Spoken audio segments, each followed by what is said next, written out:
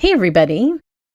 In this tutorial, I am going to show you 3 fun ways to do mixed media skies with your gel press. I have my 5x7 gel press set up on a magazine page that had some clouds on it, and I have a really terrible paintbrush here. This is the paintbrush that I use when I'm sort of going to be abusing a paintbrush. I have the white alcohol ink mixative on a little piece of cut up craft sheet, and I'm going to use the terrible paintbrush and paint that on. Now, the reason I'm using a magazine page as a guide is to keep me from doing kind of those cartoonish clouds that I tend to draw like you would do in kindergarten. And I wanted them to be in kind of a natural placement around the scene, and I figured it was just better to do that with a picture than to rely on my own brain. Being random is very hard. Since this is an actual photograph, I thought that it would look more natural if I just painted it. And that's what's great about the gel press is you can see through it, so you can paint anything that's underneath it. This is just from a fashion magazine that I use for image transfers on my gel press. So as I'm painting, you'll see that the mixative lets some light through, so to speak. So it's not completely covering every bit of the gel press. And that's the thing about alcohol ink, is you can get to a point where if the alcohol ink is dry enough, it will lift if you put more alcohol ink on top of it. So I'm doing 2 things. I'm working quickly and I'm leaving the natural little spaces where the brush is pulling the ink up off of the gel press or not covering it entirely, because that's going to let my lift layer show through. So don't worry if these aren't bright white solid images when you're doing this. Now I'm using my little hand dryer to dry this. You don't want to apply heat to your gel press. And then I'm going to add 2 colors of golden open paint, my 2 favorite colors, magenta and Indian yellow. And I'm just putting little dots of them next to each other just so that when I run my brayer over it, those 2 colors will mix together. I'm using a small brayer here only because my large one is soaking. I need to scrub off the accumulated paint from a few weeks worth of gel press printing. I like to do gel press printing on my daily lives. It's very fun. I kind of experiment and work things out. And if you want to join my Facebook group, it is called Understand Blue Class Group. And I do a live every day at 3 p.m. Central and just experiment with all kinds of things. Now you can see the word through my gel press. You always want your lift layers to be very thin layers. That's why I always have a piece of paper off to the side to remove excess paint from my brayer. Now I will say that golden open, because it's an open medium, sometimes doesn't dry quickly enough to be the most effective lift layer, but if you apply a thin enough layer, it will work great.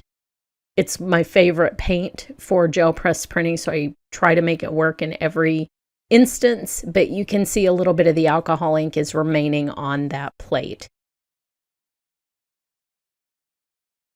So I'll just rub it a little bit more, and if not all of it comes up, it's fine. It's no big deal. Perfection is for serial killers.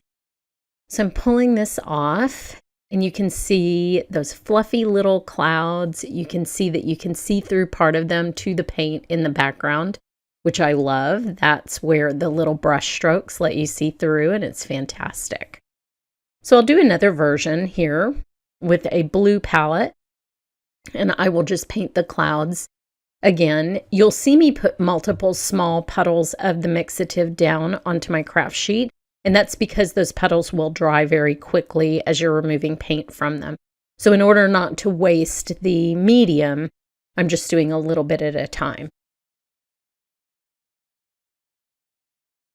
So I will get this all painted. I love that it says this is a message of hope. That's kind of nice. I don't know what this was an ad for, but it was perfect for this project. So I'll hand dry again.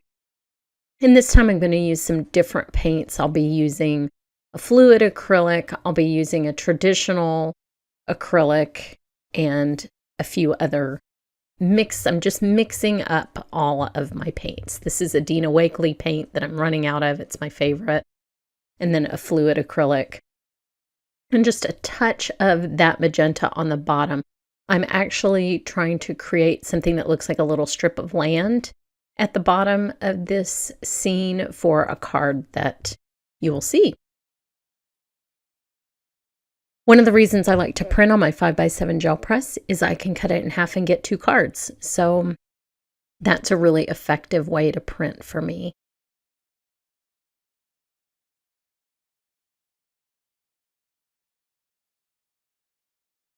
So there it is. I love the blue version.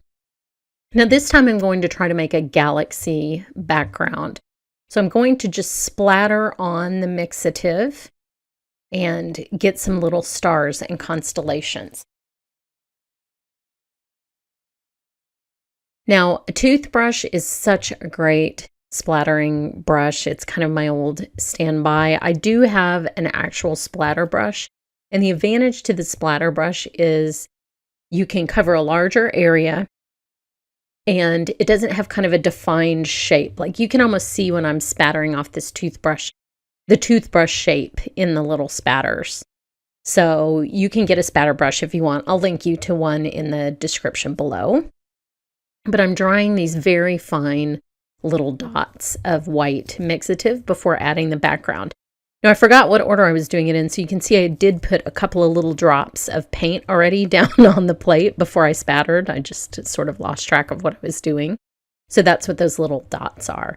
But I'm going to mix it up. I'm going to have some purple, I'm going to have some black. I have a couple little spots of pink, some blue, a darker blue as well. I'm going for a very colorful sky here. So I will brayer this all out. I love how dominant that purple is. And actually, now that I think about it, I think that might have been a dark blue paint, not a black paint, but I'm not sure. So here I will pull this print. This one pulls very cleanly. It's going to get all of those little stars off of that plate, and it's really fun. And those just add little pops and interest. So much fun. So I'll repeat this process again with a little bit darker sky in the background. And this time I remembered what order to do it in, and I didn't put any colored paint down on the plate. Then I just tap the toothbrush around for some kind of larger little clusters of white dots. You can do this any way you want. Just make sure that the alcohol ink isn't so thick that it won't dry very quickly, because you do need it to be completely dry before you lift it.